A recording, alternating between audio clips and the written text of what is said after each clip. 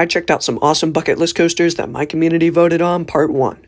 First, we have Velocicoaster at Universal Islands of Adventure. This intimate multi-launch blitz coaster is themed to the Jurassic World blockbuster series and has 4 incredible inversions, over 4,700 feet of track, including the iconic Mosasaurus roll. It looks awesome and it's high on my bucket list. Next, we have Steel Vengeance, the masterpiece in the back of the Rock and Roller Coast. While most of the records that Cedar Fair put on this coaster when it opened were bullcrap, it still has the most airtime on any roller coaster over a ridiculous 5,740 feet of track.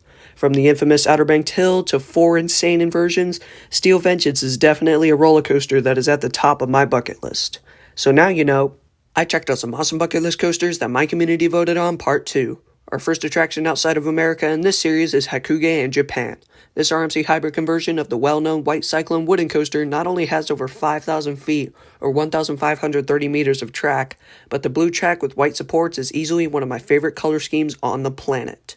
This coaster does not get talked about enough and looks phenomenal with its 3 inversions and double-digit airtime moments.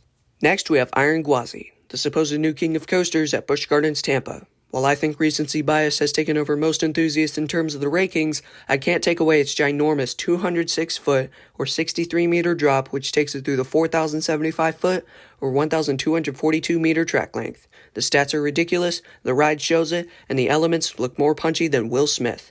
Iron Gwazi is 100% at the top of my bucket list as a result.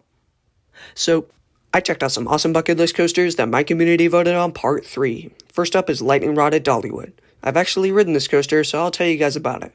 The launch lift hill is fun, and the elements feel more floaty now that the coaster has been nerfed, but the cold winter weather cannot take away its 3,800-foot or 1,158-meter track length, along with a huge 165-foot or 50-meter terrain-based drop. Overall, it's a great coaster that deserves to be on everyone's bucket list, especially for its status. Next, we have the world's fastest coaster, Formula Rossa. This UAE coaster reaches its top speed of 149 miles or 240 kilometers per hour in just 5 seconds. Not only that, but its 6,562 foot or 2,000 meter track length makes it the 6th longest roller coaster as of now. I haven't ridden Rossa, but I can tell you one thing, this beast needs to be on your bucket list. But I checked out some awesome bucket list coasters that my community voted on, part 4, the finale. First up is Sky Rush, an intimate hypercoaster at Hershey Park. Often named Thigh Crush because of its polarizing restraints, the coaster hits that 200-foot mark on the dot. The 75-mile-per-hour or 121-kilometer-per-hour speed takes it through 3,600 feet or 1,097 meters of track. My gosh, those stats are so symmetrical. That's probably why it's relatively high on my bucket list. Anyways, the final coaster that we will take a look at in this series is Phantom's Revenge at Kennywood.